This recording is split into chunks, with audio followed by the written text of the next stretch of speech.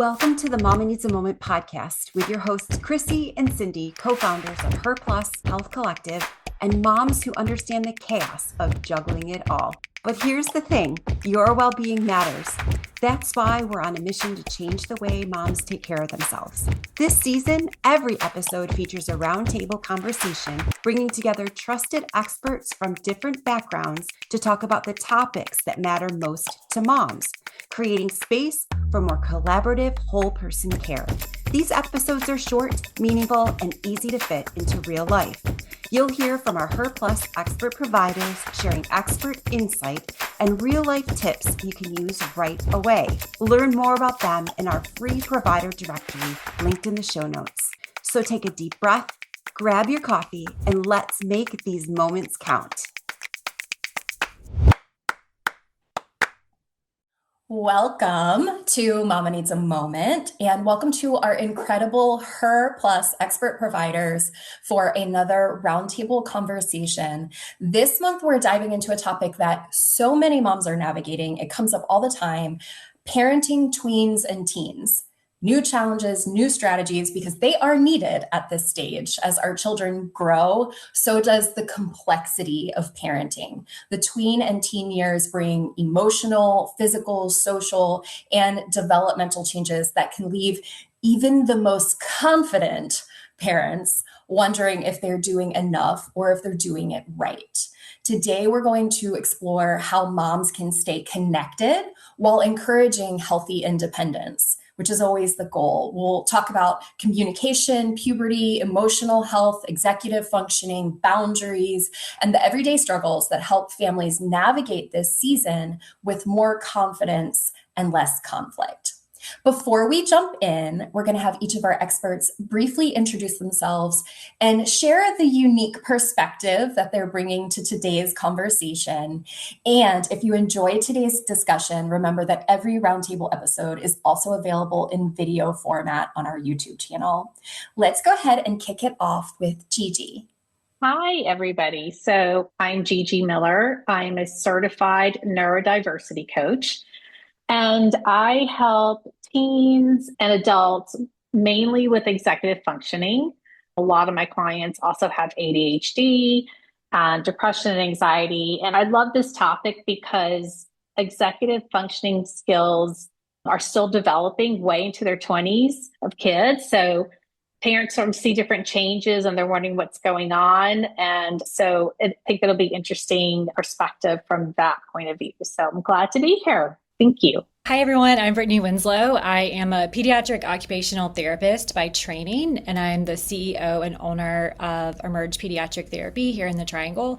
I personally spend a lot of my time these days from the perspective of helping families, kids, whole family systems understand sensory processing, executive function, co-regulation, which I think is going to be a big topic today. There's a lot of co-regulation that we still have to do with our tweens and teens. And I think what probably makes me even more excited about this conversation is I am the mom of 3 girls, and 2 of them are in the tween-teen stage right now. So a lot of my work over the last 6 months or so has also been focused on understanding how that shows up in girls with ADHD and how puberty impacts that as well, because there's just not enough research on it. So I'm excited about this conversation today and from here hearing about everyone else's perspectives as well. I'm Jill Triana. I'm a licensed clinical mental health counselor with nearly 25 years of experience, which seems so odd to say. I'm also the founder of Centerline Counseling, where I specialize in working with high-achieving, resourceful, high-capacity women who are anxious and stressed, overwhelmed, burned out.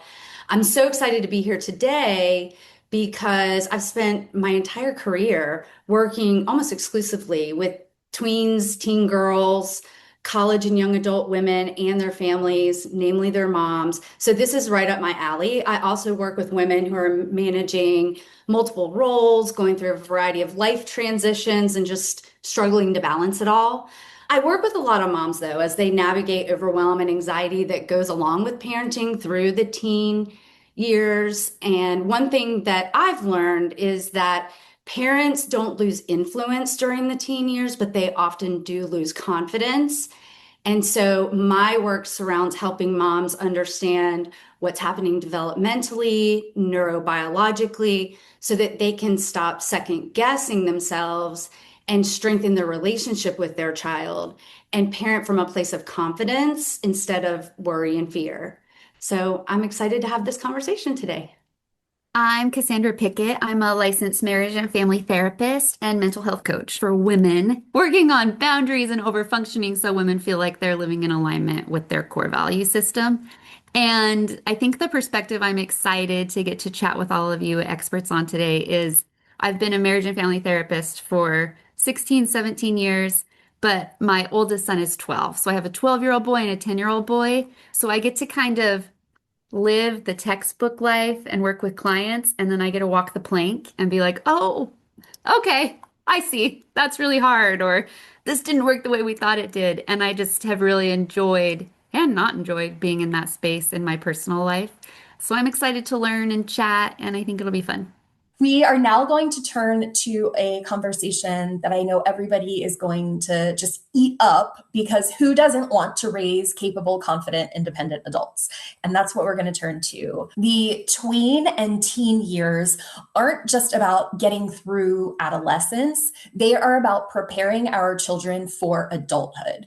Every responsibility we gradually hand over becomes an opportunity for them to grow, whether it's managing their time, making healthy choices, handling their emotions, or learning about money. That's another big one.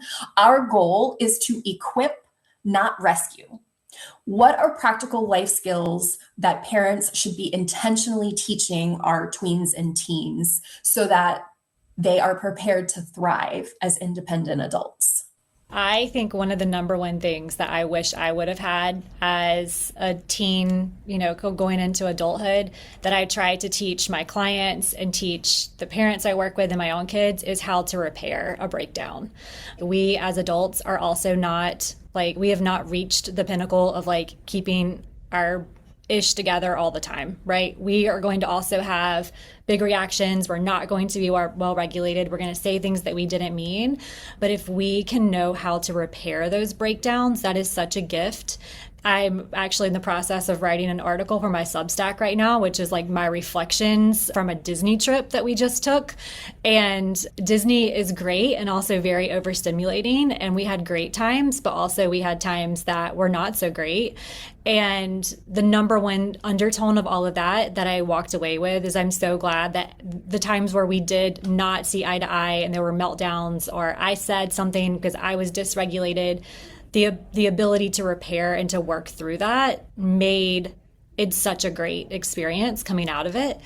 So definitely repair being number one. And I think that ties into how can we help our kids to understand that knowing what they need to feel just right, truly what works for them and not their friend or not their sibling or whatever that is, understanding what do I need for my body to feel just right. So whether that's the basic needs, whether that's different sensory needs, whether it's executive function supports, all of those things, and being confident in knowing that, knowing how to adapt it as we get older, those two things really go hand in hand. Because we're going to have breakdowns. We're going to have all these things that are happening, but how do we handle them is a huge gift to teach our kids. I think you're exactly right. Repair is something that is really hard, especially if we, and I know I didn't have this, don't have good modeling of that ourselves. And so it requires really digging deep and stretching ourselves to model that and be that secure base for our kids. And that's all part of a big umbrella that I think is really important to focus on, which is this idea of building emotional resilience. And so, when we rescue or when we try to problem solve for our kiddo, it comes from a good place, but it's stealing an opportunity from them to build emotional resilience and to build that confidence to problem solve. And I think some of that comes from modeling, and some of that it comes from allowing them some opportunities to practice. And that includes repair as well. I love that. And I also wanted to talk about self-awareness.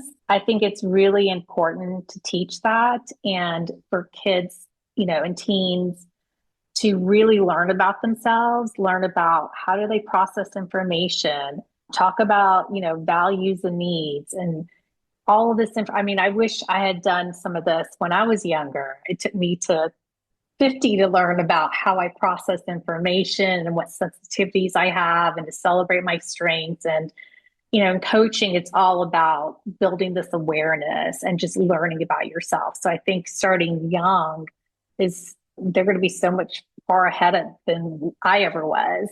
So yeah, just teaching and learning about, their unique abilities and strengths. This episode is brought to you by HER Circle, the ultimate community for moms looking for real connections, meaningful experiences, and expert support. From mom's night out and family adventures to book club, volunteer opportunities, and expert workshops, HER Circle is where moms come together to learn, laugh, and lift each other up. Spots are limited, so join the waitlist at herhealthcollective.com/membership and be the first to know when doors open. I think that all the experts, I'm basically just saying ditto. I have 3 pillars I like to focus on. The first one being, whose problem is it? Make sure your kid knows that it's their problem. Like, there's so many kids that go to school without lunch or a water bottle, and they're like, that sounds like a problem for my mom. They don't own it at all. They don't hand in schoolwork. They're like, I'm going to be in trouble. My mom's not going to like that, right? We want to pass problems that our kids own to them so they learn to solve them with really low price tags versus waiting until high school and college and sending them out without skills, and there's really high price tags to learn the lessons. So anything your kids can do, let them do. Don't do stuff for them that they can be doing that steals their self-esteem, even though it's sometimes easier or quicker, or we feel like the little angel babies shouldn't have to do all this stuff. We're taking something really valuable from them when they do that. And then my second pillar is put energy into your nervous system as the adult. It's not selfish. It's mission critical. Our kids are borrowing our nervous systems before they borrow our advice. So if you need to be in yoga, you need to go to the gym, you need to be at a retreat, put energy into yourself. Don't feel, people feel a lot of guilt about that. I shouldn't focus on me. I need to focus on my kid. But as you heal and strengthen your nervous system flexibility, you're setting your kid up for that from the jump, for them to have that. And then third, that's not scary because repair. We'll mess up. We will not be calm. There will be no calm nervous system in the room. You just repair. You don't have to be perfect. It's not scary. You just repair. And if we're working on those 3 things, I think for the most part, we're going to be all right. I love that. And, thinking about some of the breakdowns that I commonly hear about and I see in my household too, where kids are like having like you talked about, like the low price ticket, like mistakes, some of those things. I think that comes down to things like, academics, like how we manage our time, how we manage our assignments. Also, a couple ways I'm trying to teach some of this is through how do we manage our own money and the things that we want. My children love going to the store. I think they are currently at the store with their babysitter right now, finding a way to spend the money they have, but looking at this is the money you have, understanding, it's not like mom or dad is not just going to always buy you this thing because you want it. Maybe you want something that you think is really cool, but do you have the money to buy it? Like, how do we start to do that? My kids use a green light card, so we can kind of manage, how much money they have and how they spend it. So we've had a lot of lessons there. One of my kids wanted to make soap. She had like a soap making business when she was a little bit younger. She's the daughter of 2 entrepreneurs, so it's not shocking, but she had to learn also, she wants to do this, so she's got to pay for the materials, so starting to look at some of those real lessons around that. And then also with food, now that my kids are, traveling with sports teams and like have more independence when they're out in the world, trying to help them understand making like conscious food choices in a way that fuels their body. So we don't talk about like a good food or a bad food, but we talk a lot about what are the different properties of food that help you fuel your body. So giving them some opportunities there, and then talking about like, oh, if you don't feel so great because you had like ice cream and a Sprite for lunch, then like, oh, are those things fueling your body in the way? But those are some of the, again, like low risk ways that we've worked on also building some independence so that they can be, I even kids these days are, I feel like, just have so much more opportunities to be so independent in different ways than we did as kids. So making sure they understand how to navigate some of those things. One really easy way to teach kids about responsibility and develop independence and to create positive routines is to have them make their bed every morning and just start there. It's as simple as that, even for adults. A lot of this made so much sense. And as you were all talking, where I was getting hung up is the difference when they might be neurodivergent. You know, I've incorporated some things this summer in order to help my kids do things more independently, such as things like a chart for eating, making sure that they're picking from the chart. But our youngest child is like, I don't want any of that. And then she gets dysregulated and proceeds from there. Or we have our family contributions, and we've created different quests that they have to do each day. So before we move on, I was just wondering if anybody had further information for those parents out there. Brittany, you touched on this a bit, but that struggle with some of the things that we've talked about, that we've tried to implement, but might be a bit more of a struggle for the parents that do have the neurodivergent kids that push back, that have a little bit more intense emotional dysregulation at times. And we might not really know what is driven from hormonal things, or it's just really hard sometimes with a neurodivergent kid to kind of dig underneath all of that. So if anyone has feedback, that would be great. You know, some neurodivergent kids need a clear why. Like, why do I need to make my bed? Or why do I need to eat healthy? And it just, when it feels meaningful to them and they connect to it, it makes a huge difference. Because they can have a very strong response because they don't understand why. I mean, that's a huge thing, I think, with neurodivergent kids or kids that have ADHD, understanding the why something needs to happen. Yeah, I 100% agree with that. I talk a lot to my clients and to the parents that I work with too about if it's just there, like it's just because you just have to make your bed or you just have to do this. If it doesn't mean anything, we have to figure out, okay, so how do you want to feel? Like when you walk into your room and it's like super chaotic, like how do you feel about that? You know, like how do you want it to, like, so yeah, tying it to a feeling definitely helps. And then also really understanding the neurodiversity of that kid and knowing where the dysregulation is coming from. So I created a course to like help parents walk through if it, like, what's the sensory part? What's the executive function? What's the regulation part of it? Because there's so much at play a lot of times when we're working with neurodivergent kids.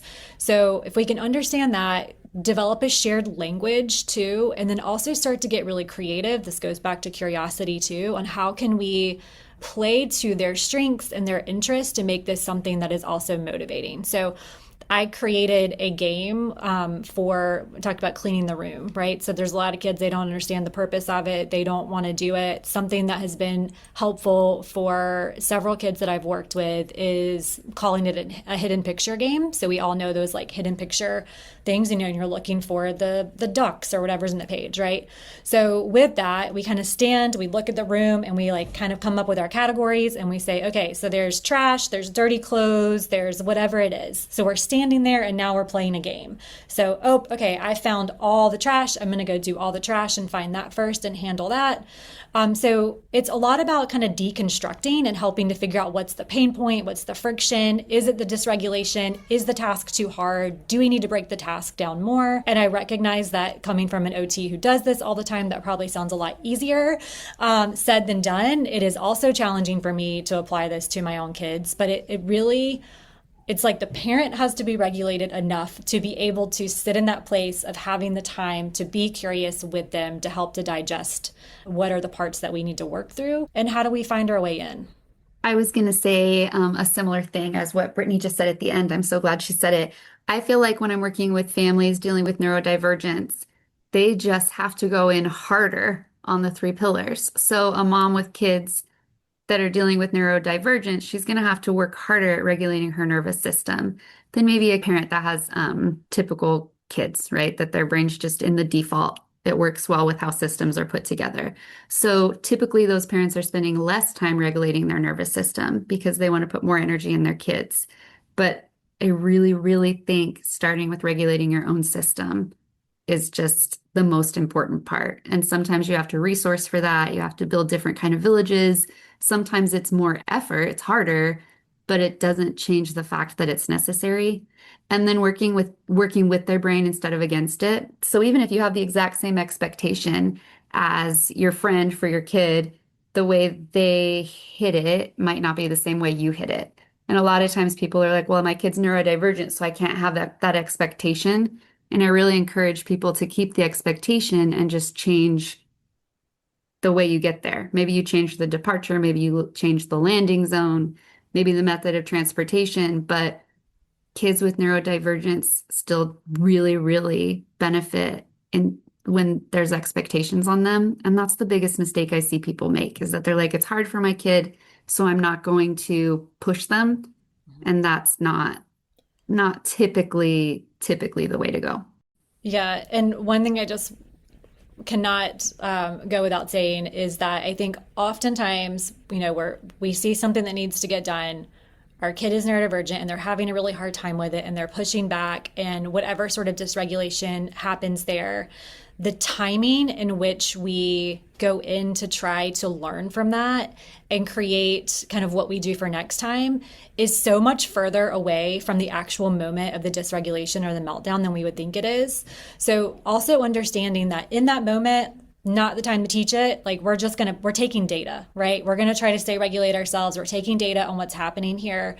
When they calm and recover, still too soon, right? Like we need to have a little more distance from that to be able to go and say, hey, we're in a good place right now. Like everyone's regulated. We're feeling connected. And hey, I want to go back and I want to get curious about when I asked you to do this thing, this seemed really hard. And I want to be able to help you. I want to partner with you. I want to support you in this.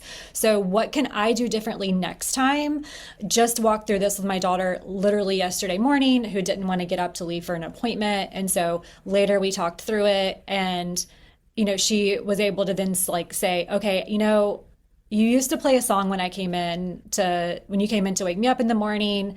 We kind of got away from that. Can we start doing that again? So now she has a little bit of agency over picking what she wants. And it might not be the thing. It might not be perfect. But if I would have said in the moment, like, why aren't you getting up? I don't understand. I'm getting frustrated. What do you need from me? Like that moment is dead and there's no learning happening there. So just wanted to also give that reminder that parents so often want to fix it in the moment, but how can we really put that in the back of our brain, come back to that later, and then find the time to kind of work through the scenario when we can both handle it from a regulation point.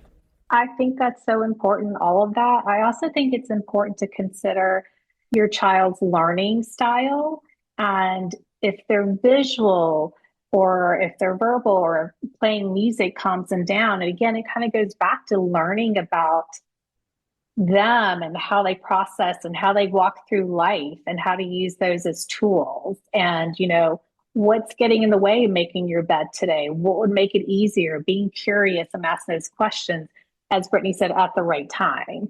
I love that. There's a bunch online. I have one, but anyone listening can just Google them. Look up neurodivergence or ADHD superpowers in kids. And they have these beautiful charts that show all the ways that neurodivergent brains are amazing and all the superpowers. And those are really good entry points. If you don't know how to be creative, just look at it and be like, oh yeah, my kid does that. So they have this one, this one, this one, this one. And that can be a really non-overwhelming way to enter into some of this because it can be so overwhelming we never start. So just being like, here's the superpower my kid has with neurodivergence. How do we use that to get out the door in the morning? Or, teaming up with their brain instead of against it and helping them see all the strengths they have, because being neurodivergent isn't negative. Our systems aren't set up default for it, and really helping break that stigma. Yeah, I think it really is about celebrating their strengths.